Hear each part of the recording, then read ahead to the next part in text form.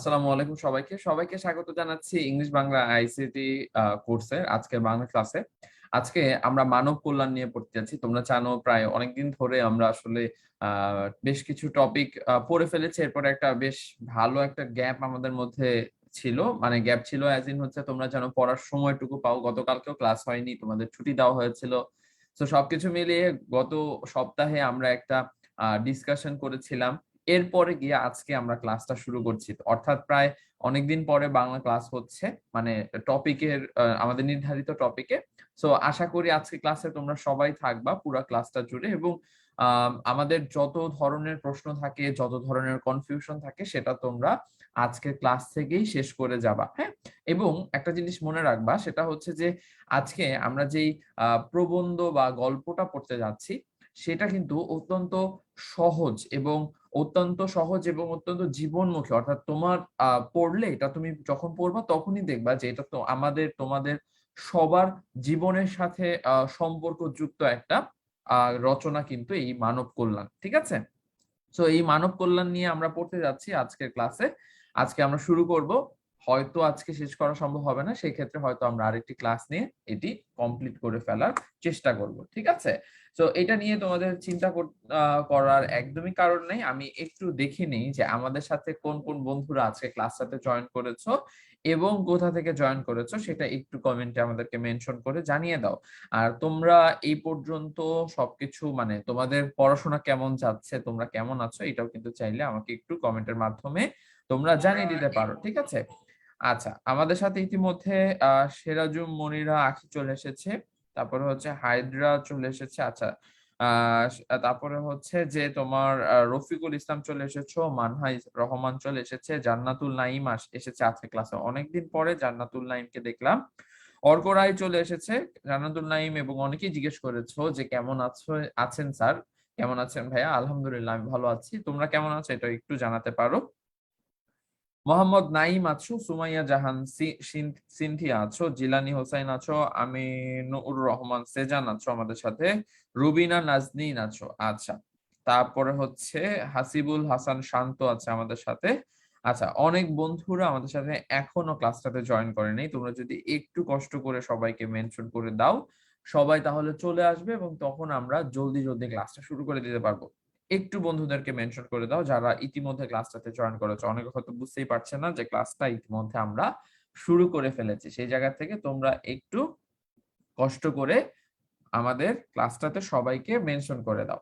ঠিক আছে, ততক্ষণে আমরা আমাদের কবি পরিচিতি অংশ, যেটা অত্যন্ত সহজ, সেটা একটু পড়ে ফেলি, এবং ইম্পর্টেন্ট যে ইনফরমেশন গুলো রয়েছে সেগুলো আমি তোমাদেরকে একটু দাগিয়ে দিচ্ছি, যেন তো সেগুলো পড়লে তোমাদের জন্য মোটামুটি ভাবে সব অংশগুলো কভার হয়ে যায়। ঠিক আছে, আচ্ছা, ওকে।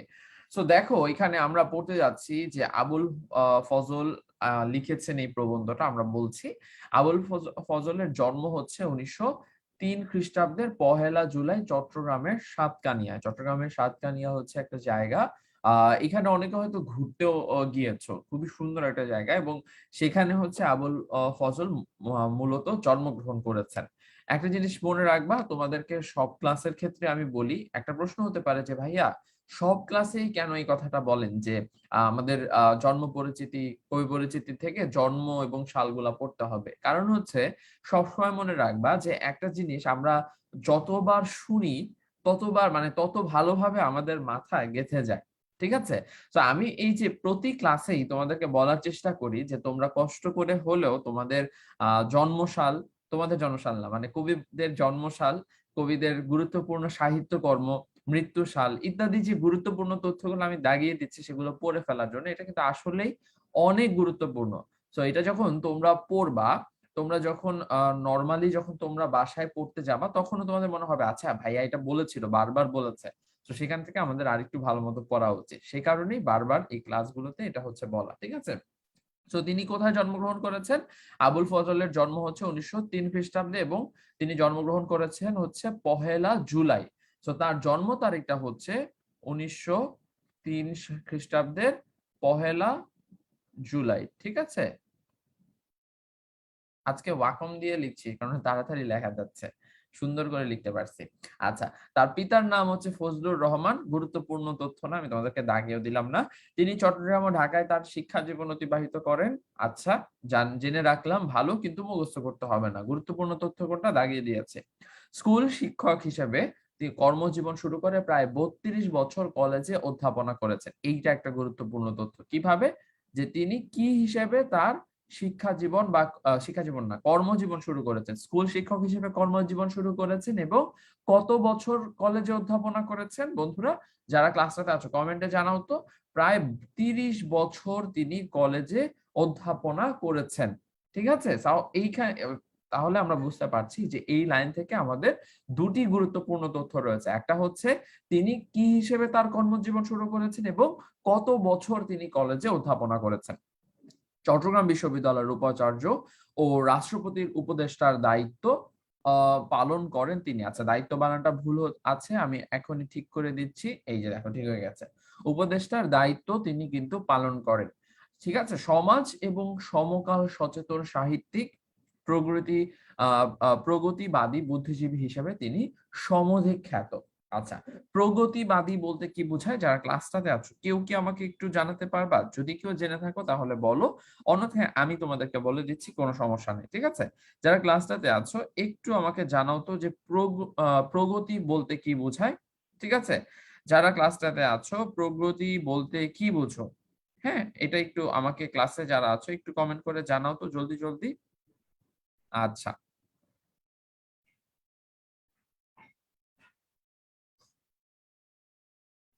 ঠিক আছে। আচ্ছা, অনেকেই জয়েন করে ফেলেছে আমাদের ক্লাসে, ইতিমধ্যে অনেকেই জয়েন করে ফেলেছে, অনেকেই জয়েন করে ফেলেছে। Very good, very good. আচ্ছা, ঠিক আছে। পারি না ভাইয়া। আচ্ছা, কোনো সমস্যা নেই।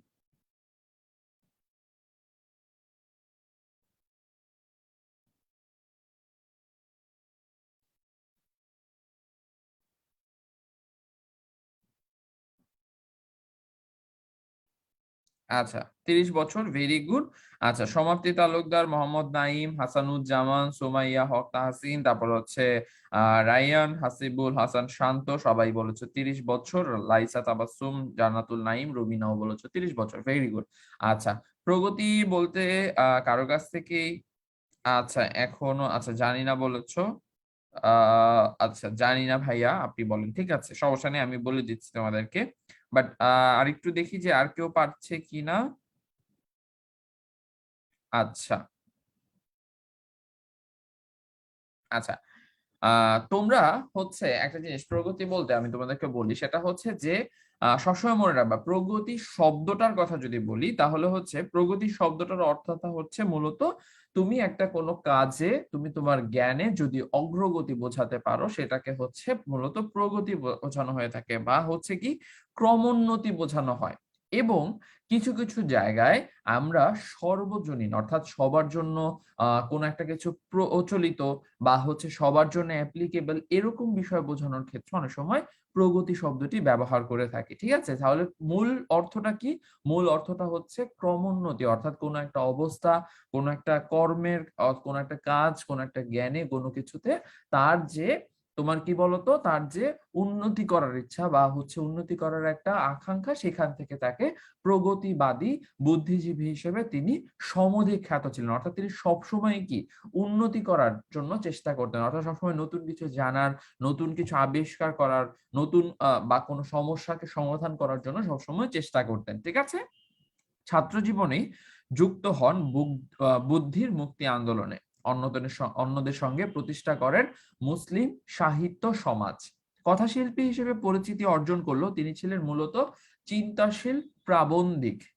আচ্ছা, এটা একটু মনে রাখবা যে তিনি কিন্তু কথাশিল্পী হিসেবে পরিচিতি অর্জন করেছিলেন, কিন্তু তিনি কি ছিলেন বলতো? তিনি ছিলেন মূলত চিন্তাশীল প্রাবন্ধিক। আচ্ছা, তার প্রবন্ধে কি কি বিষয় রয়েছে? তার প্রবন্ধে উল্লেখ হয়েছে সাহিত্যের কথা, সংস্কৃতি, সমাজ, রাষ্ট্র সম্পর্কে গভীর ও স্বচ্ছ দৃষ্টির পরিচয় বিধৃত হয়েছে। আধুনিক অসাম্প্রদায়িক জীবনবোধ, স্বদেশ ঐতিহ্যগ্রাহী হবে এটা, ঐতিহ্য আহ, ঐতিহ্য মানবতা এবং শুভবোধ, এই লাইন শব্দটা ভুল আছে, কেটে দিচ্ছি। হ্যাঁ, শুভবোধ তার সাহিত্য কর্মের মূল প্রতিপাদ্য বিষয়। তার উল্লেখযোগ্য গ্রন্থের মধ্যে রয়েছে উপন্যাস কি কি, চৌচির রাঙাভাত, গল্পগ্রন্থ মাটির পৃথিবী, মাটির পৃথিবী, মৃতের আত্মহত্যা, প্রবন্ধ, সাহিত্য সংস্কৃত সাধনা, সাহিত্য সংস্কৃতি ও জীবন। অর্থাৎ অনেকগুলা সাহিত্যকর্ম আছে, এখান থেকে খুব বেশি কিছু আসে না। বাট এই যে দিনলিপি দুইটা, একটা হচ্ছে রেখাচিত্র, দুর্দিনের দিনলিপি, এই দুইটা একটু মনে রাখবা। এবং হচ্ছে তোমার প্রবন্ধ দুইটা মনে রাখবা। ঠিক আছে, প্রবন্ধ দুইটা বা তিনটা যেগুলো আছে সেগুলো একটু মনে রাখবা। এই দুইটা জিনিসের বা এই দুইটা ক্রাইটেরিয়া একটু মনে রাখবা, ঠিক আছে। আচ্ছা, তারপরে কি সাহিত্য কৃতির জন্য তিনি বাংলা একাডেমি পুরস্কার সহ বিভিন্ন পুরস্কারে ভূষিত হয়েছেন। 1983 খ্রিস্টাব্দের 4 মে চট্টগ্রামে, এটা চট্টগ্রাম হয়ে গেছে, হবে কি বলতো, চট্টগ্রামে। তাহলে চট্টগ্রামটা লিখে দিই তোমাদের জন্য।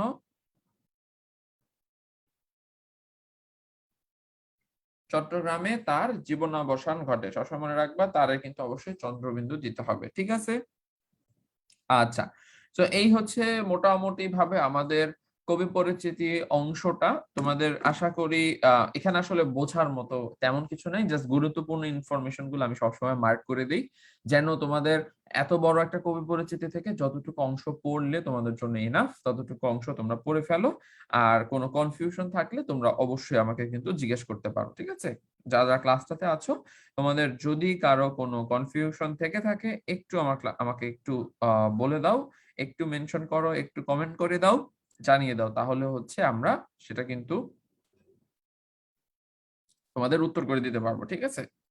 ওকে, আচ্ছা, একটু সময় দিচ্ছি তোমাদেরকে, 1 মিনিট। তোমরা 1 মিনিটের মধ্যে যার যত প্রশ্ন আছে সেগুলো একটু আমাকে করে ফেলো, ওকে।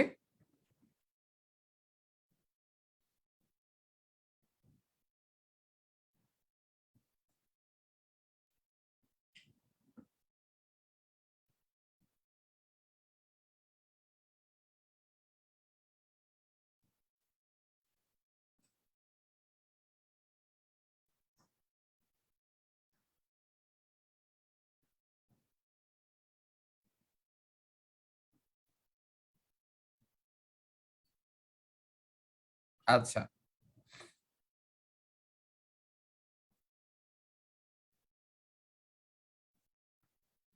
আচ্ছা, একটা জিনিস, একটা প্রশ্ন করেছো যে গল্প এবং প্রবন্ধের মধ্যে কোনো টিপস আছে কিনা, বা হচ্ছে কোনো ট্রিক্স আছে কিনা মনে রাখার জন্য। সবসময় মনে রাখবা, আহ উপন্যাস অনেক বড় হয়, উপন্যাসের তোমার হচ্ছে যে অনেক বড় হবে, অনেক বিস্তারিত আলোচনা করা হয়, অনেক ব্যাখ্যা করে লেখা হয়, হ্যাঁ।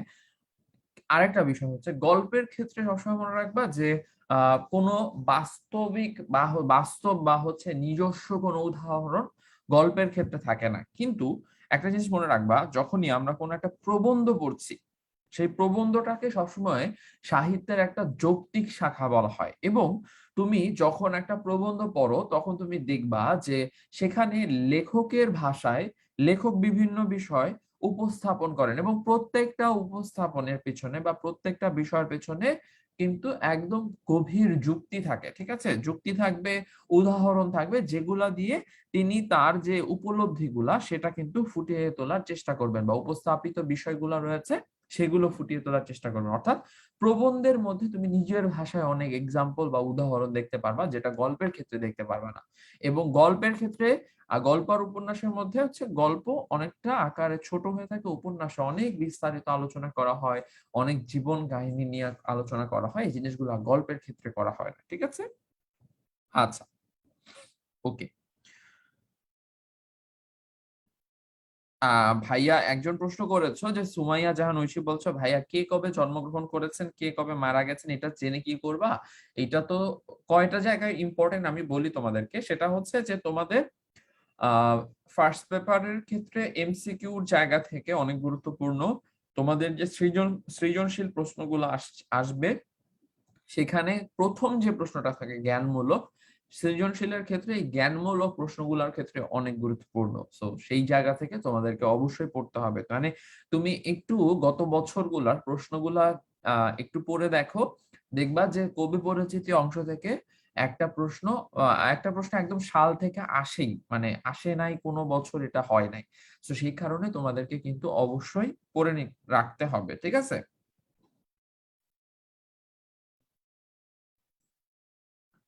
আচ্ছা।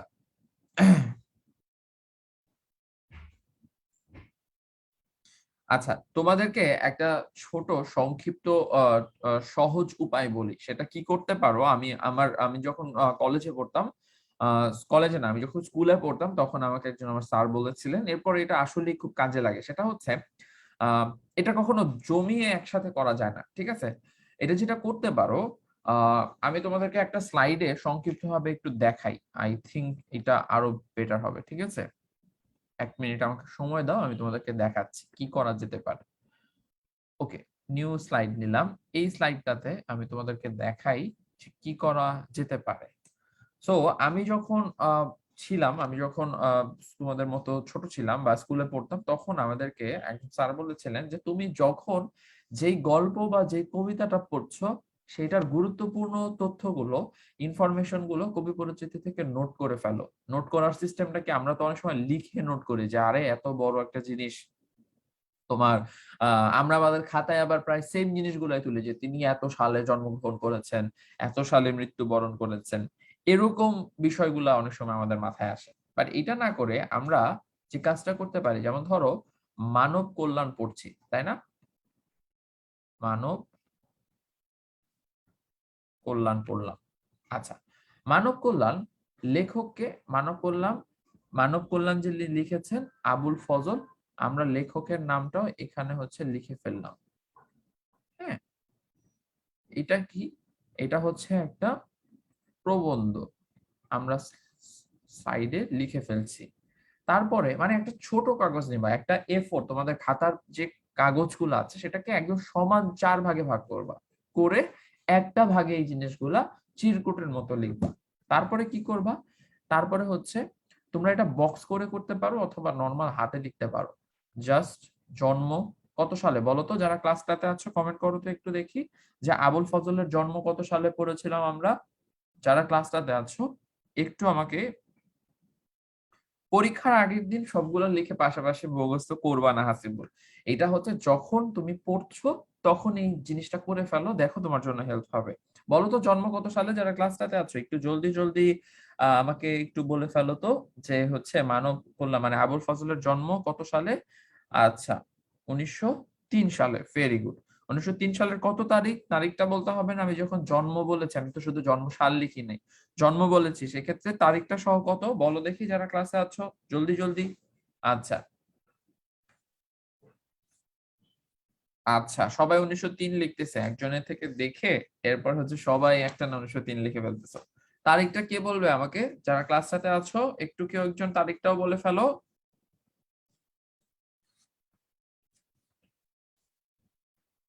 আচ্ছা, সবাই ১৯০৩ বলতেছে। ঠিক আছে, আমি ১৯০৩ ই লিখে রাখতেছি। ১৯০৩ সালের কত তারিখ? বলো? ১ জুলাই। ওকে, ১ জুলাই। সো তোমরাই কিন্তু আমাকে বললা, আমি তোমাদের কথা মতো লিখে ফেললাম। জন্মর পরে তার হচ্ছে কর্মজীবন, কর্মজীবনে কর্মজীবন যদি থাকে, এটা সবার ক্ষেত্রে থাকবে না। উনার ক্ষেত্রে আছে। উনি সম্ভবত স্কুল আ শিক্ষক হিসেবে শুরু করেছিলেন না তার কর্মজীবনটা? যারা ক্লাসটাতে আছে একটু জলদি, জলদি আমাকে বলে ফেলো। এই যে স্কুল শিক্ষক হিসেবে শুরু। স্কুল শিক্ষক হিসেবে শুরু। শুরু বানানটা ভুল করছি, সরি। তারপরে কি? তারপরে হচ্ছে লিখবা আ সাহিত্যকর্ম। সাহিত্যকর্মতে সবগুলা সাহিত্যকর্ম লিখে রাখার চেষ্টা করবা। তারপরে হচ্ছে গুরুত্বপূর্ণ তথ্য নামে একটা কলাম, একটা জায়গা রাখবা। গুরুত্বপূর্ণ তথ্যতে কি আসবে বলতো? ওই যে আ গুরুত্বপূর্ণ তথ্যতে হচ্ছে যেমন তিনি ৩০ বছর অধ্যাপনা করেছেন, এটা একটা গুরুত্বপূর্ণ তথ্য। এরকম কিছু ১-২ টা গুরুত্বপূর্ণ তথ্য লিখবা। এরপরে হচ্ছে মৃত্যু লিখে রাখবা। আর যদি পুরস্কার থাকে তাহলে পুরস্কারের জন্য আরেকটা জায়গায় পুরস্কার লিখে রাখবা। এই একটা ছোট ৪-৫ লাইনের একটা জিনিস, যেটা হচ্ছে তুমি যদি করে রাখো একটা ছোট চিরকুটার মতো, তাহলে যেটা হবে এটা তুমি চাইলে তোমার পড়ার টেবিলের আশেপাশে সামনে রেখে দিতে পারো। ওই যে স্টিকি নোটস আছে না? সেরকম স্টিকি নোটস এর মতো তুমি তোমার পড়ার টেবিলের সামনে ওয়ালে অথবা কোথাও রাখলে প্রতিদিন একবার না একবার কোন না কোন কবির জন্ম পরিচিতিতে তোমার চোখ যাবেই। এবং এইটা তুমি যতবার দেখবা তোমার কিন্তু পড়তে হবে না, জাস্ট 5 সেকেন্ড তাকায় থাকলে ওই জিনিসটা অনেক হেল্প হবে এবং এটা আসলে হেল্প করতো। এভাবে তোমরা একটু করে দেখতে পারো। করে করে দেখো, যদি হেল্প হয় তখন দেখবা যে আসলেই ভাইয়া খুবই হেল্প হয়েছে। মানে তখন বলতে পারবা যে ভাইয়া একটা জিনিস বলেছে, কাজে লেগেছে। এই কাজটা তোমরা একটু করে আমাকে বইলো যে ভাইয়া আমরা যে করো করতে পারো। আর যদি নরমালি যেটা হয় যে একটু লিখে রাখতে হয়, জাস্ট খালি আমরা যেটা করি জাস্ট বই থেকে পড়ে যাই একদম মুখস্থ করে যে আবুল ফজল এত সালে জন্মগ্রহণ করেছে, এটা করেছেন ওটা করেছেন, তখন যেটা হয় তখন যেটা তুমি পড়ছো সেটাই তোমার মনে থাকবে, বাকিগুলাতে আর তোমার কিন্তু একদমই মাথায় থাকবে না। সেই জায়গা থেকে পড়ার সময় একটু ভালো মতো পড়তে হবে, একটু সময় দিতে হবে এটার পেছনে। ঠিক আছে, চলো তাহলে আমাদের গল্পটা পড়া শুরু করি। আচ্ছা, ওকে, ঠিক আছে, গল্পটা পড়া শুরু করি। বন্ধুদের মোটামুটি তেমন কোনো প্রশ্ন আমি দেখতে পাচ্ছি না। আচ্ছা, ঠিক আছে। ওকে, হাইড্রা বলছে খুবই ভালো আইডিয়া। তারপর হচ্ছে শ্রেয়াও থ্যাংক ইউ দিয়েছো, তোমাকেও থ্যাংক ইউ আপু। আচ্ছা, রফিকুল ইসলাম থ্যাঙ্কস ভাই বলেছো। সবাই একটু চেষ্টা করে দেখো, জাস্ট একটা দুইটার জন্য চেষ্টা করলেও তো বুঝতে পারবা যে আসলে উপকার হচ্ছে কিনা। এরপর না হয় বাকিগুলোর জন্য করলা, না হলে করলা না। ঠিক আছে, আচ্ছা শুরু করি চলো। মানব কল্যাণ এই শিরোনাম আমার দেওয়া নয়। আমাদের প্রচলিত ধারা এবং চলিত কথায় মানব কল্যাণ কথাটা অনেকখানি সস্তা আর মামুলি অর্থে ব্যবহৃত হয়ে থাকে। আচ্ছা, একটা জিনিস, মানব কল্যাণ আমরা বারবার পড়ছি, বলতো এখানে মানব কল্যাণ দ্বারা আসলে কি বোঝানোর চেষ্টা করা হচ্ছে? মানব বলতে মানুষ, কল্যাণ বলতে মানুষের ভালো করার চেষ্টা, মানুষের জন্য কাজ করা, মানুষের জন্য আহ মানুষের মানুষকে প্রকৃত মর্যাদা দেওয়া, প্রকৃত সম্মান করা, মানুষের কল্যাণে মানবিক যে দৃষ্টিভঙ্গি সেইটার যে গুরুত্বপূর্ণ, এই বিষয়গুলো নিয়ে মূলত এই প্রবন্ধটাতে কথা বলা হয়েছে। ঠিক আছে, এবং যখন তুমি প্রথমেই বলেছিলা যে ভাইয়া প্রবন্ধ আর গল্প কিভাবে বুঝবো, এই যে দেখো, প্রথমেই দেখো সাহিত্যিক নিজের দৃষ্টিভঙ্গির কথা বা নিজের কথা তুলে ধরার চেষ্টা করেছেন যে এই শিরোনামটা আমার দেওয়া নয়। আচ্ছা, এই শিরোনামটা আমার দেওয়া নয়, আমাদের যে প্রচলিত ধারা আর চলতি কথা, মানব কল্যাণ কথাটা অনেকখানি সস্তা। ঠিক আছে, সস্তা আর মামুলি অর্থে ব্যবহৃত হয়, এটা খুবই গুরুত্বপূর্ণ একটা লাইন। এটা একটা অনুধাবনমূলক প্রশ্নের জন্য ব্যবহৃত হতে পারে যে আমাদের প্রচলিত ধারণা আর চলতি কথায় মানব কল্যাণ কথাটা অনেকখানি সস্তা আর মামুলি অর্থে ব্যবহৃত হয়ে থাকে। এটা দ্বারা কি বোঝানো হয়েছে বলতো? এটা দিয়ে মূলত বোঝানোর চেষ্টা করা হয়েছে যে তুমি যতটাই, মানে হচ্ছে তুমি যখন যে কাজটা করো বা হচ্ছে অনেক সময় আমরা মানুষের যে মর্যাদা সেই মর্যাদাটাকে বুঝতে পারি না, সেই মর্যাদার বা মানুষের যে মূল্য সেটাকে বুঝতে না পেরে আমরা সেই অনুযায়ী কাজ করতে পারি না, যে কারণে মানুষের যে কল্যাণ আমরা হয়তো তার আসলে কোনো উপকার বা তার প্রকৃত মর্যাদাটুকু করতে পারি নাই, কিন্তু তারপরও যেই কাজটা হয় সেটা হচ্ছে যে আমরা আস্তে আস্তে এই মানুষের অস্তিত্বটাকে বা মানুষের জন্য কাজ করার বিষয়টাকে অনেকটাই সস্তা করে ফেলেছে, অনেকটা মামুলি করে ফেলেছি। বুঝতে পেরেছি আমরা? আচ্ছা, তো এই জিনিসটার কথা হচ্ছে এখানে মূলত ফুটিয়ে তোলা হচ্ছে যে তুমি যত যাই বলো না কেন, আহ, কিন্তু তুমি যদি মানুষের জন্য প্রকৃতভাবে মানুষের উপকার করতে না পারো, তাহলে কিন্তু সেখানে আসলে তোমার কাছে মানব কল্যাণ মনে হলো, প্রকৃত অর্থে মানব কল্যাণ হচ্ছে না।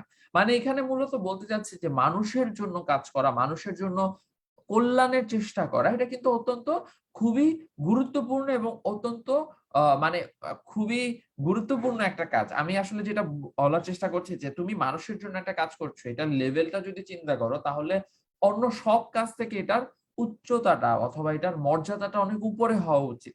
মর্যাদা, এই ওয়ার্ডটাই মাত্র মাথায় আসছে না, মর্যাদাটা অনেক উপরে হওয়া উচিত। ঠিক আছে, কিন্তু দেখা যায় আমরা খুবই সাধারণ একটা কাজ করা কি মনে করছি যে মানব কল্যাণ। যেমন ধরো, খুব সহজেই যদি বলি যে আমরা রাস্তায় একজন মানুষকে ভিক্ষা দিচ্ছি, এটাকে আমি বলে ফেলছি মানব কল্যাণ।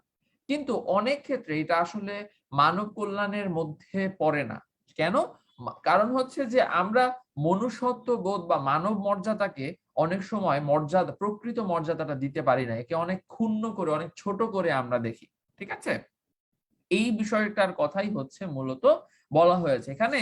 তুমি যদি চিন্তা করো যে আমি একজন মানুষকে ভিক্ষা দিলাম, তার খাওয়া পড়ার ব্যবস্থা করলাম, সেইটাই মানব কল্যাণ হয়ে গেছে, তাহলে কিন্তু এটা আসলে হয় না, কারণ এতে করে আসলে মানুষের যে প্রকৃত কল্যাণ সেইটা কিন্তু কখনো সাধিত হয় না। তোমার তোমার মানসিক ভাবে সবসময় চিন্তা রাখতে হবে যে আমি মানুষের সেবায় কাজ করছি, মানুষের জন্য কাজ করছি। সেটা যদি আমরা করতে পারি তখন আমরা বুঝবো হচ্ছে এইটাকে আমরা মানব কল্যাণ হিসেবে উল্লেখ করতে পেরেছি, বুঝতে পেরেছি।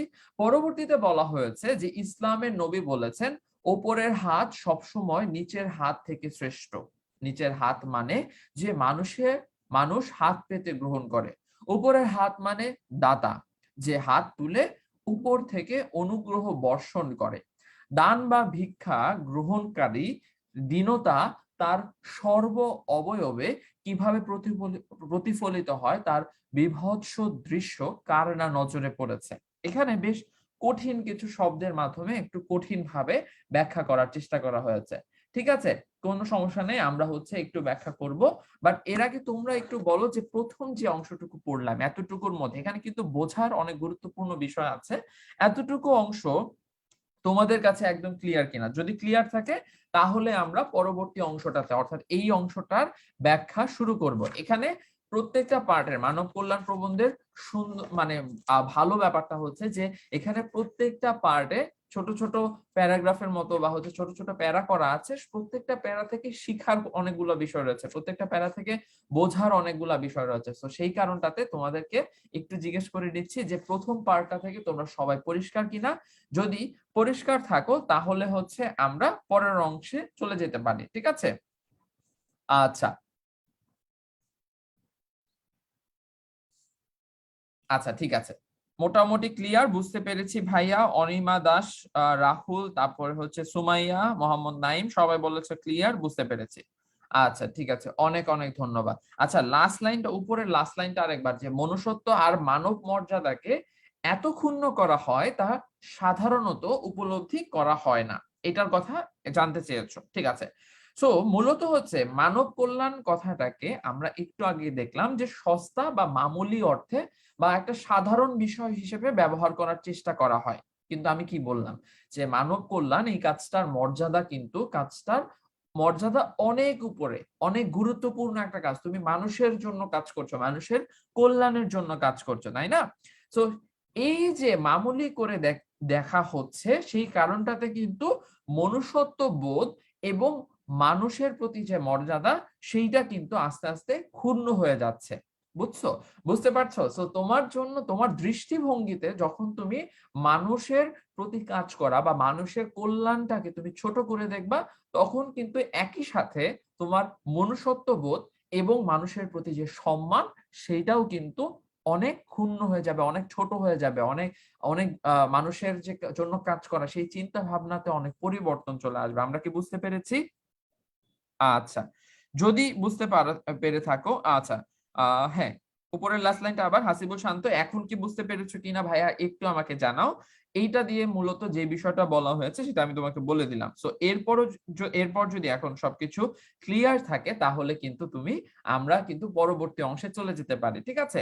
পরবর্তীতে দেখো বলেছেন ইসলামের নবী, এখানে ইসলামের নবী বলতে মূলত মহানবী হযরত মুহাম্মদ সাল্লাল্লাহু আলাইহি সাল্লামের কথা বলা হয়েছে।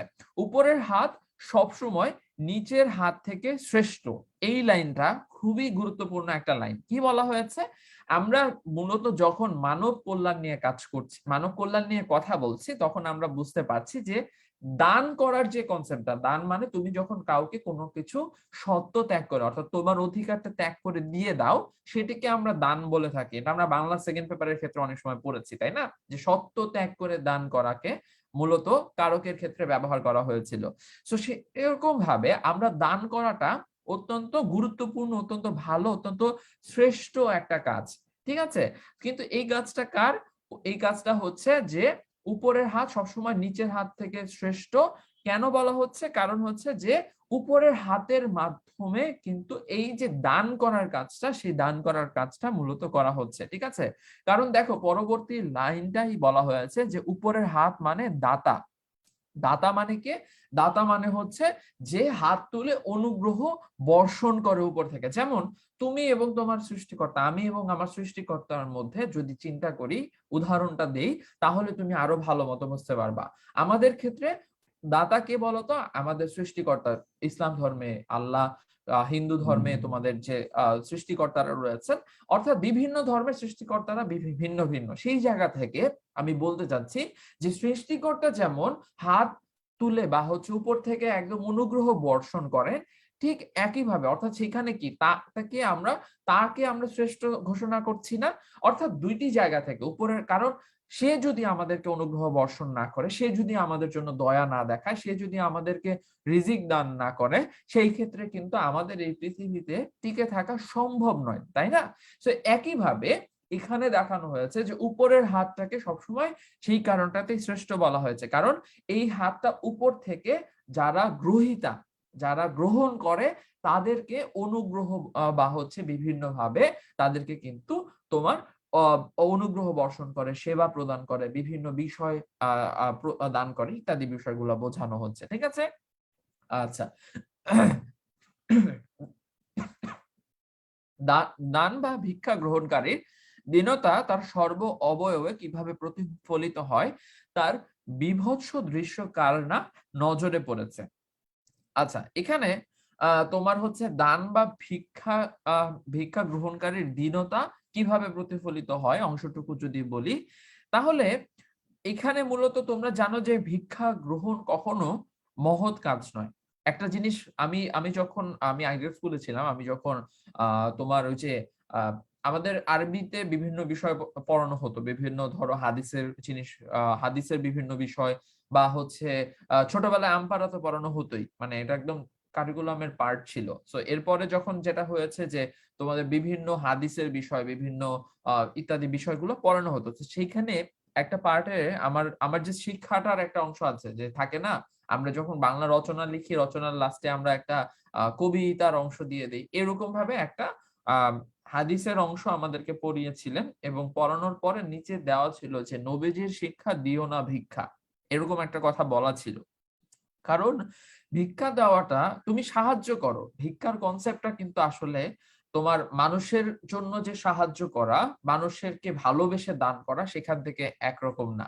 তুমি যখন বেশিরভাগ ক্ষেত্রে যে জিনিসটা হয়, যখন মানুষ ভিক্ষা দেয়, তখন আমাদের দেশে অনেকটা প্রতারণা করে ভিক্ষাবৃত্তি হয়ে থাকে। সেটার কনসেপ্টটা ডিফারেন্ট। কিন্তু তুমি যখন ভিক্ষা দাও বা হচ্ছে বেশিরভাগ মানুষ যখন ভিক্ষাটা দেয়, তখন কিন্তু তাদের মধ্যে একটা সুপিরিয়র একটা মনোভাব চলে আসে যে, আরে ও তো কিছু পারে, ওর বেঁচে থাকা সম্ভব না। আমি ওকে একটু দান করলাম। ওরে অনেক উপকার করলাম। এই যে কনসেপ্টটা চলে আসলো, তখনই কিন্তু তুমি মানুষকে মানুষের জন্য কল্যাণ করার কনসেপ্টটাকে সস্তা বানায় ফেললা। মানুষের জন্য ভালো কাজ করা এতটা সহজ না। তুমি যদি মন থেকে না করো, তখন কখনোই সেটার যথাযথ প্রয়োগ হয় না। এই জিনিসটা সবসময় মনে রাখবা। সেখান থেকে এই জিনিসটা হচ্ছে মূলত বলা হচ্ছে যে, আ যে এটি মানে ভিক্ষা গ্রহণ করার যে কখনো মহৎ কাজ নয়, সেই জিনিসটাই বলছিলাম। এবং এটি যখন গ্রহণ করা হয়, তখন তার অবয়বে এক প্রকার দীনতা প্রকাশ পায়। দীনতা মানে কি বলতো দেখি? যারা ক্লাসটাতে আছো, কোন আ আ কি যারা ক্লাসটাতে আছো, কেউ একজন আমাকে একটু কমেন্ট করে জানাও তো ভাইয়া, দীনতা শব্দটার মানে কি? ঠিক আছে? দীনতা শব্দের মানে তোমাদের পারা উচিত। তোমরা অলরেডি এইচএসসি স্টুডেন্ট। তারপরেও যদি না পারো কোন সমস্যা নেই। আমি তোমাদেরকে হচ্ছে বলে দিব। বাট যারা ক্লাসটাতে আছো, একটু আমাকে কমেন্ট করে জানিয়ে দাও যে দীনতা শব্দটা দিয়ে তোমরা কি বুঝো? ঠিক আছে? আচ্ছা। আহ আচ্ছা, এখনো আসেনি। আমি বলে দিই। দীনতা বলতে মূলত দারিদ্র্যকে বোঝানো হয়ে থাকে। ঠিক আছে? সো এই জিনিসটাই হচ্ছে মূলত এক ধরনের দারিদ্র্য, এক ধরনের আ আ হেয় প্রতিপন্ন মনোভাব প্রকাশ পায়। সে কারণে মূলত ভিক্ষাবৃত্তির ক্ষেত্রে বলা হয়েছে যে এইটা আসলে কোনো মানে উত্তম কোনো কাজ নয়। ঠিক আছে? এই কারণেই মূলত এখানে বলা হয়েছে যে লেখকের দৃষ্টিতে এটা একটা বিভৎস রূপ এবং এর মাধ্যমে কখনো আত্মমর্যাদা আ বাড়তে পারে না।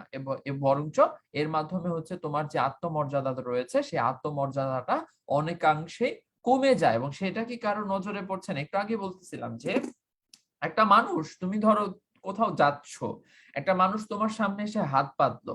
হয়তো সে মানে আমাদের বাংলাদেশে হয়তো এটা অনেক সময় তোমার বিভিন্নভাবে প্রতারণা করে মানুষজন ভিক্ষাবৃত্তি করে টাকা উপার্জনের জন্য। কিন্তু একজন মানুষ যে ধরো আসলেই অসহায়, তার কোনো কিছু করার নাই মানুষের কাছ থেকে সাহায্য নেওয়া ছাড়া, সে তোমার কাছে হাত পাতলো। সে কতটুকু আত্মমর্যাদার জায়গা থেকে কতটুকু কষ্ট নিয়ে একজন মানুষ আরেকজন মানুষের কাছে হাত পাচ্ছে যে আমাকে কিছু টাকা দেন, তাহলে সেই টাকা দিয়ে আমি খেতে পারবো বা কিছু একটা করতে পারবো।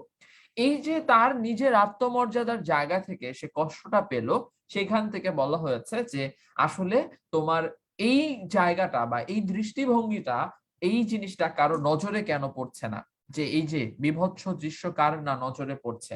মানে এই যে কষ্টটা, এই যে আত্মমর্যাদার জায়গা থেকে মানুষ বাড়ি খাচ্ছে, মানুষ কষ্ট পাচ্ছে, সেই জিনিসটাও তো দেখার জায়গা রয়েছে। এটাই মূলত হচ্ছে দুর্বলতা, দীনতা, সংশয়। আচ্ছা, ঠিক আছে, ভেরি গুড।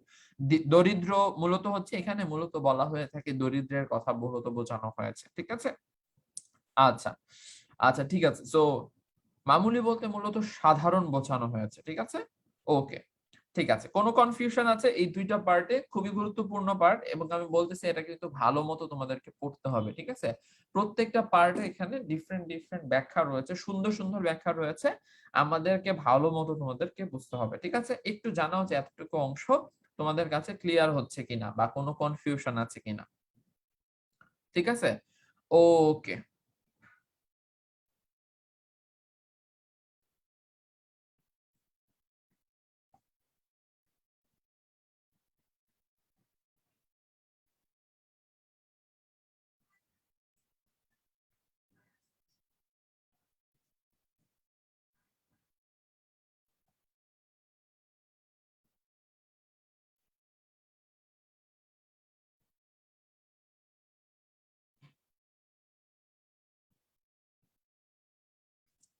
আচ্ছা, তাহলে আমরা হচ্ছে এখন আ আ পরবর্তী অংশে চলে যাব। কিন্তু এর আগে একটু দেখে নিচ্ছিলাম যে তোমাদের কোন কনফিউশন আছে কিনা? কোন বিষয় নিয়ে অথবা হচ্ছে যে এই ২ টা পার্টে আমরা সবকিছু ঠিকঠাক মতো বুঝেছি কিনা? যদি সবকিছু ঠিকঠাক বুঝে থাকি একটু আ লিখে ফেইলো যে ভাইয়া সবকিছু ক্লিয়ার আছে। ঠিক আছে?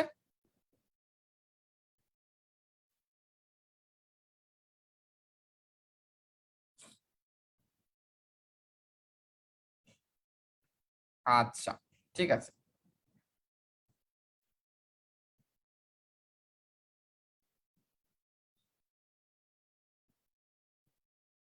ওকে। সো আমরা তাহলে কন্টিনিউ করি। আমরা যেখানে ছিলাম মোটামুটি সবাই বলছি যে আমরা বুঝতে পেরেছি। ক্লিয়ার ভাইয়া? আচ্ছা। ওকে, ক্লিয়ার। নাসিমা জান্নাত বলেছ ক্লিয়ার। আচ্ছা, ঠিক আছে। অনেক ধন্যবাদ। আচ্ছা, ঠিক আছে। ওকে। আচ্ছা, কোনো কনফিউশন নাই। ভাইয়া ক্লিয়ার আছে। ভাইয়া কন্টিনিউ করেন। ওকে, ভেরি গুড। ঠিক আছে। ওকে। তো আমরা তাহলে পরবর্তী অংশে চলে যেতে পারি। আচ্ছা, তাসলিমা ছবি মাত্র আমাদের সাথে জয়েন করেছে। বলছে যে ভাইয়া লেট হয়ে গেল। আচ্ছা, সমস্যা নেই। আমরা মোটামুটি অনেকটুকু অংশ পড়েছি। গুরুত্বপূর্ণ অংশ তুমি হচ্ছে পরবর্তীতে ক্লাসটুকু দেখে নিও এই অংশটুকু এবং এখন থেকে আমরা হচ্ছে বাকি অংশটুকুতে তুমি ক্লাসে মনোযোগী থাকলেই কিন্তু পারবা। ঠিক আছে? আরেকটা হচ্ছে আরেকটা প্রশ্ন এসেছে হচ্ছে তোমার বীভৎস অর্থ কি? বীভৎস অর্থ মূলত হচ্ছে আ বীভৎস অর্থ বলতে মূলত বোঝানো হয়ে থাকে অত্যন্ত খারাপ, অত্যন্ত জঘন্য বা হচ্ছে আ অত্যন্ত মানে অত্যন্ত হচ্ছে বিশ্রী এরকম ধরনের বিষয় বোঝানো হয়ে থাকে। বীভৎস যে জিনিসটা, বীভৎস রূপ আমরা ব্যবহার করে থাকি না? ঠিক একইভাবে এখানে বীভৎস দৃশ্যের কথা বলা হচ্ছে। মানে অত্যন্ত খারাপ, অত্যন্ত জঘন্য একটা দৃশ্য, আ অত্যন্ত অমানবিক একটা দৃশ্য। আমি গল্পের প্রেক্ষাপটে এই ৩ টা শব্দ বলছি। ঠিক আছে? যে অত্যন্ত অমানবিক একটা দৃশ্য, এটা কার না নজরে পড়ছে যে একটা মানুষ তার আত্মমর্যাদা জায়গা থেকে কষ্ট পেয়ে হোক বা বিভিন্ন জায়গায় আত্মমর্যাদাকে বলি দিয়ে সে আরেকজন মানুষের কাছে হাত পাচ্ছে। সেই কারণেই মূলত এই কনসেপ্টটা বা এই ধারণাটাকে, যে ভিক্ষাবৃত্তির ধারণাটাকে বলা হয়েছে যে এইটা আসলে কোনো উত্তম কাজ নয়। ঠিক আছে? আমরা কি পরিষ্কার হয়েছি? যে প্রশ্নটা করেছিলে নাইম, বীভৎস কি? আচ্ছা, ঠিক আছে। পরবর্তী অংশে তাহলে আমরা চলে যেতে পারি। পরবর্তীতে বলা হয়েছে মনুষ্যত্ব আর মানব মর্যাদার দিক থেকে অনু আ আ আ এটা কি? অনুসরণকারী এবং অনুগৃহীতদের মধ্যে আকাশ-পাতাল তফাৎ। এখানে মনে হচ্ছে যে একটু ভুল আছে। ঠিক আছে? ভুলটা কি? একটা হচ্ছে যে তোমার এখানে হবে অনুগ্রহকারী। অনুগ্রহ হবে গয় রফালা। সো আমি দিয়ে দিলাম অনুগ্রহকারী আর অনুগৃহীতের মধ্যে আকাশ-পাতাল তফাৎ। বলো তো এখানে অনুগৃহীত বলতে কি বোঝানো হয়েছে? যারা ক্লাসটাতে আছো? আচ্ছা, ভেরি গুড। সমাপ্তি, ভেরি গুড। অনুগ্রহ হবে, রাইট। আমি অনুগ্রহ লিখে দিয়েছি তোমাদের জন্য। এইখানে মূলত তোমরা একটু আমাকে বলো তো যে অনুগ্রহকারী আর অনুগৃহীত এই দুইটার মধ্যে পার্থক্য কি? এই দুইটার মধ্যে অবশ্যই কিছু পার্থক্য রয়েছে, তোমরা একটু বলার চেষ্টা করে দেখো। আচ্ছা, আমি সে অনুগ্রহ অনুগ্রহকারী হবে। হ্যাঁ, ভেরি গুড। অনুগ্রহকারী আমি লিখে দিয়েছি, অনুগ্রহকারী আর অনুগৃহীতের মধ্যে আকাশ পাতাল পার্থক্যের কথা মূলত হচ্ছে বলা হয়েছে। আচ্ছা, মূলত এখানে সম্পূর্ণ বিপরীতধর্মী বৈশিষ্ট্যের কথা বলা হচ্ছে। তুমি মনে রাখবা, যিনি দান করেন তিনি হচ্ছে অনুগ্রহকারী, তিনি অনুগ্রহ করেছেন, তিনি দান করেছেন। অনুগৃহীতকে, অনুগৃহীত হচ্ছে যিনি দানটা গ্রহণ করছে, অর্থাৎ যে হচ্ছে দানটা নিচ্ছে সে হচ্ছে অনুগৃহীত ব্যক্তি, ঠিক আছে? আচ্ছা, ওকে। সো এই যে দুইজনের কথা আমরা বলছি, অনুগ্রহকারী এবং অনুগৃহীত, সেই দুইজনের মধ্যে কিন্তু একটা ব্যাপক পার্থক্য রয়েছে, ব্যাপক বিপরীত ধর্ম বৈশিষ্ট্য রয়েছে। একজন ইতিবাচক, আরেকজন হচ্ছে নেতিবাচক। কেন ইতিবাচক, কেন নেতিবাচক, এটা যদি একটু বলি। যখন আমাদের সাধারণ প্রেক্ষাপটে আমরা যখন অনুগ্রহ করি, আমরা যখন দান করি, তখন আমরা মনে করি কি নিজেদেরকে অনেক অনেক উঁচু মর্যাদার অধিকারী, অথবা হচ্ছে আমরা অনেক ধনী, এরকম একটা চিন্তা ভাবনা আমাদের মাথায় চলে আসে অনেকের ক্ষেত্রে। আবার যখন অনুগৃহীত হয়, তারা কিন্তু অনেক অসহায় বোধ করে, অনেকটাই হচ্ছে তোমার কষ্টে থাকে, অনেকটা আত্মমর্যাদার জায়গা থেকে কষ্ট পেয়ে হোক বা যে কোনো ভাবেই হোক জীবনে চলার জন্য যেহেতু প্রয়োজন, সে তখন হাত পাতে। তো এই জায়গা থেকে দুইজনের মধ্যে কিন্তু একটা আকাশ পাতাল তফাৎ রয়ে গিয়েছে। একথা ব্যক্তির বেলায় যেমন সত্য, তেমনি দেশ বা দেশ আর রাষ্ট্রের বেলায় বরং অধিকতর সত্য। কারণ রাষ্ট্র জাতির যৌথ জীবন আর যৌথ চেতনারই প্রতীক। ঠিক আছে? রাষ্ট্রের দায়িত্ব যে শুধুমাত্র প্রশাসন চালানো নয়, জাতিকে আত্মমর্যাদা সম্পন্ন করে তোলাও কিন্তু রাষ্ট্রের এক বৃহত্তর দায়িত্ব। ঠিক আছে? তো এইখান থেকে আবার তোমাদেরকে যদি একটু বলি যে এখানে একটা গুরুত্বপূর্ণ লাইন রয়েছে যে রাষ্ট্র জাতির যৌথ জীবন আর হচ্ছে কি যৌথ চেতনার কি প্রতীক, তাই না? সো এই জায়গাটাতে আবার তোমাদেরকে একটু যদি বলি, এখান থেকে তোমরা আমাকে বলো তো যে এখানে মূলত যৌথ জীবন বলতে কি বোঝানো হয়েছে। দেখি যারা ক্লাসে আছো কেউ আমাকে উত্তর করতে পারে কিনা। যারা ক্লাসটাতে আছো একটু কমেন্ট করে জানাও তো দেখি, যারা ক্লাসে আছো, যে এখানে আমরা এটির মাধ্যমে কি বলার চেষ্টা করা হয়েছে, করেছি যে তোমার রাষ্ট্র কিভাবে আমাদের যৌথ চেতনার, যৌথ জীবন বা যৌথ চেতনার প্রতীক হিসেবে কাজ করছে। দেখো, এখানে তোমাদেরকে সবসময় মনে রাখতে হবে যে একটা রাষ্ট্র যখন গঠিত হয়, একটা রাষ্ট্র যখন কাজ করে, তখন তাদের কিন্তু এইটা শুধুমাত্র দায়িত্ব নয় যে রাষ্ট্রের প্রশাসনের কাজ কিভাবে চালানো, তাই না? বরঞ্চ একই সাথে একটা জাতি হিসেবে আমাদের আত্মমর্যাদার জায়গা থেকে, আমাদের আধিপত্যের জায়গা থেকে, আমাদের নিজেদের সম্মানের জায়গা থেকেও কিন্তু রাষ্ট্রের কাজ করতে হয়, রাষ্ট্রের দায়িত্ব নিয়ে কাজ করতে হয়, তাই না? ঠিক একইভাবে এই জিনিসটাই মূলত কিন্তু এখানে ফুটিয়ে তোলার চেষ্টা করা হয়েছে যে তোমার যত যাই হোক, রাষ্ট্রকে যৌথ জীবনের মাধ্যমে বা যৌথ চেতনার প্রতীক হিসেবে এখানে দুইটাই মূলত তুলে ধরা হয়েছে। সবসময় গল্প ভালো মতো বুঝে পড়ার চেষ্টা করবা। এখানে যৌথ জীবন বা যৌথ চেতনা বলতে বোঝানো হয়েছে এমন নয় যে রাষ্ট্র শুধুমাত্র প্রশাসন পরিচালনা করবে, অর্থাৎ দেশটাকে পরিচালনা করবে, বরঞ্চ জাতি হিসেবে একটা রাষ্ট্র কতটুকু আত্মমর্যাদা সম্পন্ন সেইটাও কিন্তু, সেইটা আত্মমর্যাদার বোধটা গড়ে তোলাও কিন্তু রাষ্ট্রের একটা গুরুত্বপূর্ণ দায়িত্ব। এইটাই হচ্ছে মূলত তুলে ধরা হয়েছে বা বোঝানোর চেষ্টা করা হয়েছে। এখন এটা যদি একটা সহজ উদাহরণ দিই তাহলে তোমাদের জন্য বুঝতে খুবই সহজ হবে, ঠিক আছে? ধরো আমাদের দেশে এখন চালের অনেক, মানে চাল উৎপাদন করা সম্ভব, কিন্তু আমরা সেই চালটাকে উৎপাদন না করে আমরা আমাদের প্রতিবেশী দেশের কাছে মানে হাত পাতলাম যে ভাই আমরা চাল উৎপাদন করতে পারবো না, আমাদেরকে চাল দেন, না হলে আমরা না খেয়ে মারা যাব। এখান থেকে কি, এখান থেকে আমরা অনেকটা ভিক্ষার মানে একটা একটা ব্যাপার হলো না যে আমাদের নিজেদের সামর্থ্য রয়েছে, আমরা সেটা না করে মানুষের কাছে সাহায্য চাচ্ছি। এটা কিন্তু আমাদের আত্মমর্যাদার জায়গা থেকে আমরা একটা দেশ হিসেবে আরেকটা দেশের কাছে যখন সাহায্য প্রার্থনা করি বা সাহায্য চাই, সেটা চাওয়া সম্ভব যে আমি পারছি না, তখন আমি আমার বন্ধু রাষ্ট্রদের কাছ থেকে সাহায্য চাইতে পারি। কিন্তু আমার শক্তি রয়েছে, আমার সামর্থ্য রয়েছে, সবকিছু রয়েছে, সেটা আমি না করে আমি প্রতিবেশী রাষ্ট্রের কাছে যখন সাহায্য চাই, সেটা কিন্তু আমার আত্মমর্যাদার জায়গা থেকে অনেকটাই হানিকারক। তাই না? সো সেই জায়গা থেকে এই জিনিসটা মূলত বলা হয়েছে। আমরা সেটা কি করি? আমরা করি না কিন্তু। আমরা আমাদের দেশের জন্য, দেশের মানুষের জন্য চাল বলো, আমাদের অন্যান্য শস্য বলো, সেটা কিন্তু আমরা নিজেরাই উৎপাদন করার চেষ্টা করি। সেটাই মূলত হচ্ছে এখানে ফুটিয়ে তোলার চেষ্টা করা হয়েছে যে, তোমার কি বলতো?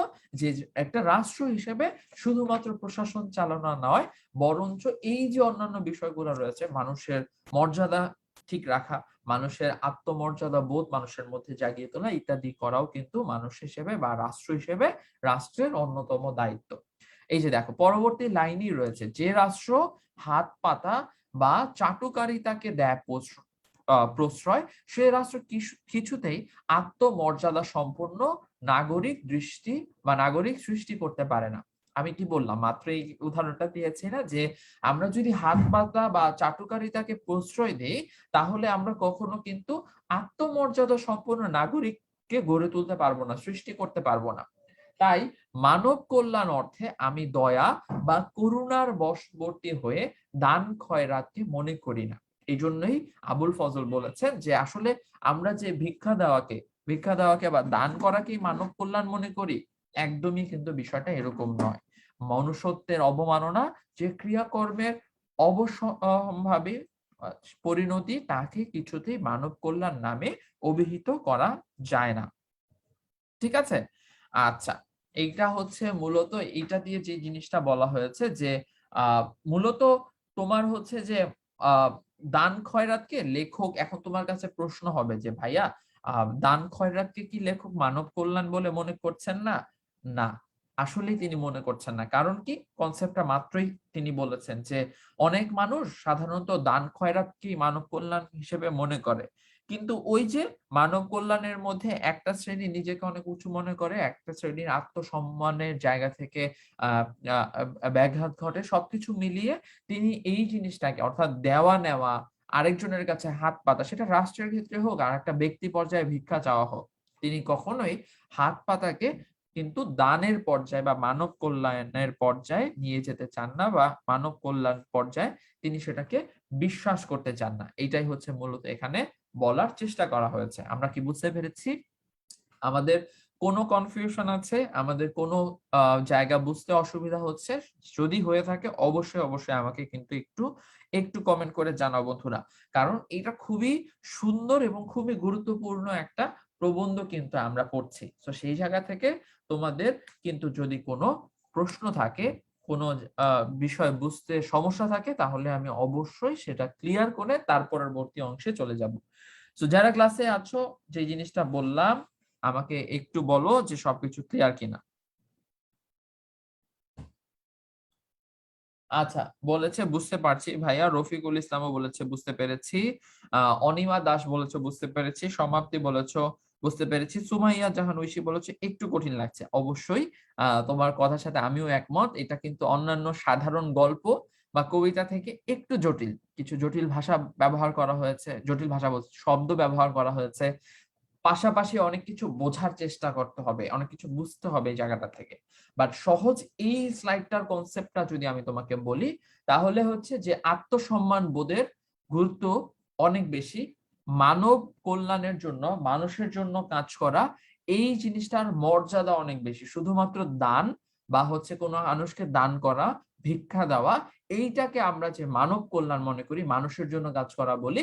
কিন্তু আমাদের প্রাবন্ধিক আবুল ফজল সেটাকে মানব কল্যাণ হিসেবে মনে করেন না। কারণ এটা অত্যন্ত সস্তা, অত্যন্ত মামুলি একটা বিষয়, অত্যন্ত সাধারণ একটা বিষয়।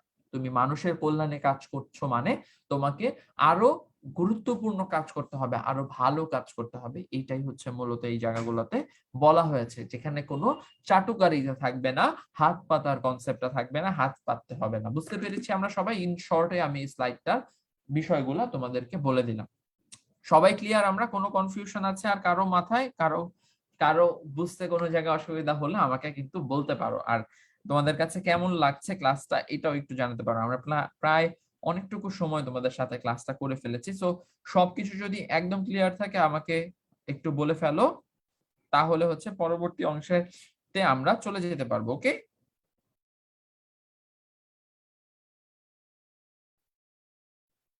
আচ্ছা,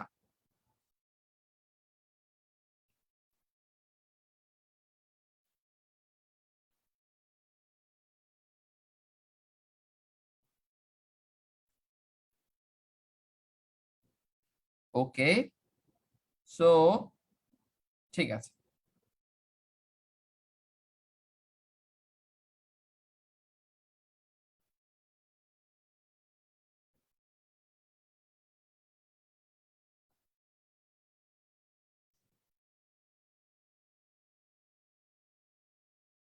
আচ্ছা, তাহলে আমরা আই থিঙ্ক পরবর্তী অংশটাতে চলে যাই। তোমরা মোটামুটি সবাই বুঝতে পেরেছো, জানিয়েছো, সবকিছু ক্লিয়ার আছে বলেছো। সো আমরা পরবর্তী অংশটাতে চলে যাচ্ছি। আচ্ছা, ঠিক আছে। পরবর্তী অংশে বলা হয়েছে মানব কল্যাণের উৎস মানুষের মর্যাদা বোধ বৃদ্ধি বা মানবিক চেতনা বিকাশের মধ্যেই নিহিত। একদিন এক ব্যক্তি ইসলামের নবীর কাছে ভিক্ষা চাইতে এসেছিল। নবী তাকে একখানা কুড়াল কিনে দিয়ে বলেছিলেন, এটা দিয়ে তুমি বন থেকে কাঠ সংগ্রহ করে বাজারে বিক্রি করে জীবিকা অর্জন করোগে। এভাবে লোকটিকে তিনি স্বাবলম্বনের পথ দেখানেই, অর্থাৎ স্বাবলম্বী করে তোলেননি, সেই সঙ্গে দেখিয়ে দিয়েছিলেন মর্যাদাবান হওয়ার হওয়ার মর্যাদার সাথে জীবন যাপনের উপায়। এই যে দেখেছো, আমি এইখান থেকে এই জিনিসটারই একটা কথা একটু আগে বলেছিলাম যে আমার ক্লাসে বা আমি যখন স্কুলে ছিলাম তখন আমাদের তো আরবি বা বিভিন্ন হাদিস রিলেটেড জিনিসপত্র পড়তে হতো। তো সেই জায়গা থেকেই মূলত এই জিনিসটা এসেছে এবং এই কনসেপ্টটা ওভারঅল এসেছে যে তোমার যে নবীজি সবসময় এটাতে বিশ্বাস করতেন যে মানুষকে কখনো সরাসরি ভিক্ষা দিতে হয় না, বরঞ্চ তুমি ভিক্ষা না দিয়ে তাকে কোনো একটা কিছু করার ব্যবস্থা করে দাও, তাকে আত্ম মানে হচ্ছে আত্মমর্যাদায় বিশ্বাসী বা হচ্ছে তাকে তার স্বাবলম্বী করে দেওয়ার একটা পথ তার জন্য করে দাও, যেন সে নিজেরটা নিজে উপার্জন করে করতে পারে। এবং সেই ব্যবস্থাটার জন্যই তিনি এক সময়, তার একটা কথা আছে যে নবীজির শিক্ষা দিও না ভিক্ষা। তো এরকম একটা মতামত বা মতাদর্শ প্রচলিত হয়েছিল যে তুমি এরকম একটা বিষয় বা হচ্ছে ওভারঅল যখন আমরা কাউকে ভিক্ষা দেওয়াটা আসলে উচিত না, বরঞ্চ ভিক্ষা না দিয়ে তাকে কোনো একটা চাকরির ব্যবস্থা, কোনো একটা কাজের ব্যবস্থা করে দেওয়া উচিত। এই জিনিসটাই মূলত এখানে বলা হয়েছে যে মহানবী সাল্লাল্লাহু আলাইহি ওয়াসাল্লামের কাছে যখন কেউ একজন ভিক্ষা চেতে এসেছিল, তখন তিনি তাকে ভিক্ষা না দিয়ে বরঞ্চ হচ্ছে একটা কুড়াল কিনে দিয়েছিলেন। যে কুড়ালটা দিয়ে সে হয়তো বিভিন্ন কাজ করতে পারবে, বন থেকে কাঠ কাটতে পারবে, বিভিন্ন কাজে ব্যবহার করতে পারবে এবং নিজেরটা সে নিজেই উপার্জন করতে পারবে। সেই জিনিসটাই কিন্তু মূলত এখানে বলার চেষ্টা করা হয়েছে। বুঝতে পেরেছি আমরা? কোনো কনফিউশন বন্ধুরা তোমাদের আছে কিনা একটু আমাকে কিন্তু অবশ্যই অবশ্যই বলে দিতে পারো। মানুষকে মানুষ হিসেবে এবং মানবিক বৃদ্ধির বিকাশের পথে বেড়ে উঠতে হবে, আর তার যথাযথ ক্ষেত্র রচনায় মানব কল্যাণের প্রাথমিক সোপান। সে সোপান রচনায় সমাজ আর রাষ্ট্রের দায়িত্ব। সমাজের ক্ষুদ্রতম অঙ্গ বা ইউনিট হচ্ছে পরিবার। সমাজের ক্ষুদ্রতম অঙ্গ কি বলতো দেখি? এটা কিন্তু গুরুত্বপূর্ণ একটা অবজেক্টিভ, ঠিক আছে? সেই পরিবারকেও পালন করতে হয় এই দায়িত্ব, কারণ মানুষের ভবিষ্যৎ সূচনা সেখান থেকেই। ধীরে ধীরে ব্যাপকতর পরিধিতে যখন মানুষের বিচরণ হয় শুরু, তখন সেই পরিধিতে সে সকল প্রতিষ্ঠানের সঙ্গে তার সংযোগ ঘটে। তা শিক্ষা কিংবা জীবিকা সংক্রান্ত যা হোক না তখন সে দায়িত্ব প্রতিষ্ঠানের উপরও বর্তায়। তবে তা অনেকখানি নির্ভর করে অনুকূল পরিবেশ এবং ক্ষেত্র গড়ে তোলার উপর। আচ্ছা, যে জিনিসটা এখানে মূলত বলা হয়েছে সেটা একটু তোমাদের জন্য আমি যদি ব্যাখ্যা করি তাহলে আই থিংক বুঝতে অনেকটাই সহজ হবে। ঠিক আছে? যে মানুষকে মানুষ হিসেবে বা মানবিক বৃদ্ধির বিকাশের পথে গড়ে ওঠার জন্য মানব কল্যাণটাই হচ্ছে প্রাথমিক সোপান। তুমি বড় হয়ে উঠছো, তুমি অনেক বড় হয়েছো, সমাজের জন্য অনেক গুরুত্বপূর্ণ একটা ব্যক্তি হয়েছো, সেটার প্রথম সোপানটা হচ্ছে তুমি যদি বড় মানুষ হয়ে মানে একজন সাকসেসফুল বা একজন হচ্ছে আহ একজন সমাজের গুরুত্বপূর্ণ ব্যক্তি হয়ে তুমি যদি মানুষের কল্যাণে কাজ করতে পারো, সে সোপান রচনাই হচ্ছে সমাজ এবং হ্যাঁ হ্যাঁ, বিলাসী আর বিদ্রোহীর উপর পরীক্ষা নিব, কোনো সমস্যা নেই, ঠিক আছে। সমাজ এবং রাষ্ট্রের দায়িত্ব। সমাজের ক্ষুদ্রতম অঙ্গ বা ইউনিট পরিবার। সমাজের ক্ষুদ্রতম অঙ্গ কি বলা হচ্ছে? পরিবার। একটা সমাজ কিভাবে গঠিত হয়? অনেক ধরো কিছু মানে মানুষ যখন হচ্ছে তোমার পারিবারিক বন্ধনে আবদ্ধ হয় তখন সেটা একটা পরিবার হয়, এবং অনেকগুলো পরিবার নিয়ে এক একটা সমাজ গড়ে ওঠে। তো সমাজের ক্ষুদ্রতম অঙ্গ বা ইউনিট কোনটিকে বলা হচ্ছে? পরিবারকে বলা হচ্ছে। সেই পরিবারকেও পালন করতে হয় কিন্তু অনেক অনেক দায়িত্ব। হ্যাঁ, যখন এই পরিবারগুলাতে মানুষের বিচরণ হয় এবং বিভিন্ন প্রতিষ্ঠানের সঙ্গে তার সংযোগ ঘটে, যেমন তার শিক্ষা গ্রহণ করতে হবে, জীবিকা সংক্রান্ত বিভিন্ন জায়গায় কাজ করতে হবে। তো সবকিছু মিলিয়ে তার মধ্যে অনেক ধরনের দায়িত্ব, অনেক ধরনের কর্তব্য, অনেক ধরনের জায়গা চলে আসে যেখানে আসলে মানুষের জন্য কাজ করার স্কোপটা থাকে, মানুষের জন্য কাজ করার সুযোগটা থাকে। এবং এই যে মানুষের জন্য কাজ করা, সেটিকে বলা হচ্ছে অনেকখানি নির্ভরশীল হচ্ছে বিভিন্ন অনুকূল পরিবেশ এবং ক্ষেত্র গড়ে তোলার ক্ষেত্রে মূলত এই জিনিসগুলো হচ্ছে কাজ করে। ঠিক আছে? তোমরা কি এই জিনিসগুলো বুঝতে পেরেছো কিনা? আচ্ছা, একজন বলেছে হচ্ছে দোয়া করি যে এখান থেকে যেন কোনো কোশ্চেন না আসে। এটা হচ্ছে এখন মনে হচ্ছে, বাট পুরা প্রবন্ধটা পড়া শেষ হয়ে গেলে দেখবা যে এটা খুবই সহজ, খুবই সুন্দর একটা প্রবন্ধ। এবং খুবই তুমি যখন কনসেপ্টটা ওভারঅল বুঝে যাবা তখন তো তোমার ডিরেক্টলি এখান থেকে কোনো লাইন লিখতে হবে না। তুমি তোমার কনসেপ্টটা বুঝে ক্লিয়ারলি তখন হচ্ছে লিখে ফেলতে পারবা। ঠিক আছে? একটু কঠিন, আমি বলছি একটু কঠিন, বাট একটু পড়লে দেখবা যে এটা সহজ হয়ে যাবে। এবং ক্লাসগুলাতে আমি কিন্তু প্রত্যেকটা প্যারার একদম ব্যাখ্যা করে দিচ্ছি যে আসলে কোন প্যারা থেকে কি বলতে চাওয়া হয়েছে। ঠিক আছে? তো সেখান থেকে তোমরা পড়ো। আর যদি এরপরও না বুঝো তাহলে তো আমরা আছি, কোনো সমস্যা নেই। ঠিক আছে? তো এতটুকু অংশ আজকের ক্লাসে আমরা পড়বো। আজকে ক্লাসে এর থেকে বেশি আর পড়ছি না। তোমরা এতটুকু অংশ পড়বা, নেক্সট ক্লাসে যে কাজটা করবা আমাকে জানাবা যে তোমাদের কোথাও কোনো ধরনের কনফিউশন এই অংশগুলোতে ছিল কিনা। যদি থাকে সেটা আমরা আগে ক্লিয়ার করব, দেন পরবর্তী নতুন স্লাইডে বা নতুন অংশটাতে চলে যাব। সো কেমন লাগলো তোমাদের কাছে ক্লাসটা একটু জানাতে পারো, যে ভালো লেগেছে কিনা, সবকিছু বুঝেছো কিনা, কোনো কনফিউশন আছে কিনা এই দুইটা অংশ মানে এই দুইটা স্লাইডের উপর। যদি থাকে সেটা এখনই বলতে পারো, না হলে নেক্সট ক্লাসে পড়ার পরে তোমাদের আরো যদি কনফিউশন আসবে স্বাভাবিকভাবে সেগুলো নিয়ে আমরা আলোচনা করব। ঠিক আছে? সো এই হচ্ছে মোটামুটি ভাবে আমাদের আজকে ক্লাসের যে পড়ার অংশটুকু। পরবর্তী ক্লাসে আমরা হচ্ছে বাকি অংশটুকু পড়বো। এবং মানব কল্যাণের আচ্ছা, আরেকটা জিনিস হচ্ছে অনেকেই বলেছো যে মানব কল্যাণের আগে হচ্ছে তোমার বিলাসীর উপর আর বিদ্রোহীর উপর পরীক্ষা নেওয়া হয়নি। আমি জানি এটা নিয়ে হচ্ছে অনেকদিন ধরে ক্লাস হচ্ছিল না, তো ক্লাস হচ্ছে না একদিন তোমাদের ব্যাচে, তো লাস্ট উইকেও একটু গ্যাপ হয়ে গিয়েছে। তারপরে গতকালকে হচ্ছে তোমার শুক্রবার সবার ছুটি দেওয়া হয়েছিল, সেই কারণে পড়া হচ্ছিল না অনেকদিন ধরে। তাই মনে হয়েছে যে পরীক্ষা তো একটা ফাঁকে নিয়ে ফেলা যাবে, তার আগে আরেকটু পড়াশোনা করে নিই, তারপর হচ্ছে আবার পরীক্ষা দিয়ে ফেলবো না। ঠিক আছে? আচ্ছা, আহ অনেক অনেক ধন্যবাদ তোমাদেরকে আজকে ক্লাসটাতে যুক্ত হওয়ার জন্য, জয়েন করার জন্য। আশা করি যে এই দুইটা স্লাইডে মোটামুটি তোমরা 70% বুঝেছো। আমি বলবো না যে তুমি আমার ক্লাস দেখে 100% বুঝে গিয়েছো, এটা আনরিয়েলিস্টিক একটা কথাবার্তা বলা হয়। 70% বুঝেছো, বাকি 30% বোঝার জন্য তোমার নিজের চেষ্টা করতে হবে। যেটা করতে পারো, তোমাদেরকে আজকে ক্লাস থেকে আমি তোমাদেরকে একটা সিস্টেম শিখিয়েছি যে কিভাবে তুমি সহজে কবি পরিচিতির অংশটা নোট করতে পারো, সেটা একটু করে ফেলো। তারপরে হচ্ছে যে দুইটা স্লাইড পড়লাম সেটা একদম প্যারা প্যারা করে ব্যাখ্যা করেছি, সেই প্যারা ওয়াইজ ব্যাখ্যাগুলা একটু তোমরা নিজেরা বাসায় যখন পড়বা তখন একটু গো থ্রু করো, একটু ক্রস চেক করো। তাহলে যেটা হবে যে তুমি ওভারঅল বুঝতে পারবা যে সবকিছু ঠিক আছে কিনা। যদি কোনো প্যারা, যদি কোনো লাইনে, যদি কোনো জায়গায় কনফিউশন হয়, নেক্সট ক্লাসে তখন আমরা সেটা নিয়ে আলোচনা করে ফেলতে পারবো। ঠিক আছে? সো আজকে ক্লাসটা আর বড় করছি না। সবাই ভালো থেকো, সুস্থ থেকো। পরবর্তী ক্লাসে ইনশাল্লাহ তোমাদের সাথে আবারও দেখা হবে। আজকে ক্লাসটা এখানে শেষ করছি। সবাইকে আসসালামু আলাইকুম।